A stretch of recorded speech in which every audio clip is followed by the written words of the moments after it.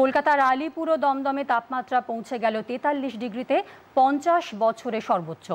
দক্ষিণবঙ্গে আগামী 4 মে পর্যন্ত সব জেলায় তাপপ্রবাহের সতর্কবার্তা রয়েছে। দুই বর্ধমান, পশ্চিম মেদিনীপুর, ঝাড়গ্রাম, বীরভূম, মুর্শিদাবাদ, বাঁকুড়া ও পুরুলিয়া জেলায় তীব্র তাপপ্রবাহের ভ্রুকুটি। উত্তরবঙ্গে দার্জিলিং এবং কালিম্পংয়ে বৃষ্টি চলবে বলে জানিয়েছেন আবহাওয়া দপ্তরের বিজ্ঞানী ডক্টর সোমনাথ দত্ত। আমাদের রিজিয়নে যে উইন্ড পাচ্ছি আমরা, সেটা হচ্ছে mainly westerly and north westerly wind, যেগুলো হচ্ছে আপনার রিলেটিভলি ওয়ার্মার এবং শুষ্ক। কারণ এই কারণে আগামী আপনার 3-4 দিন আমরা আমাদের এরিয়াতে ওয়েদার মেনলি ড্রাই থাকবে এবং বিভিন্ন জেলাতে হিট ওয়েভ, সিভিয়ার হিট ওয়েভেরও সতর্কবার্তা দেওয়া হয়েছে।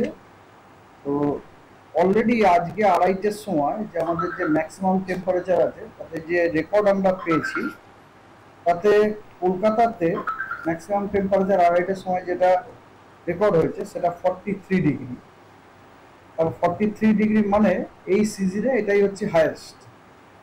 এই সিজনে এটা হায়েস্ট, এবং শুধু তাই এই সিজনে না, গত 50 বছরও এটাই হায়েস্ট হয়। বৃষ্টির সম্ভাবনা 5 তারিখ, নট বিফোর 5th।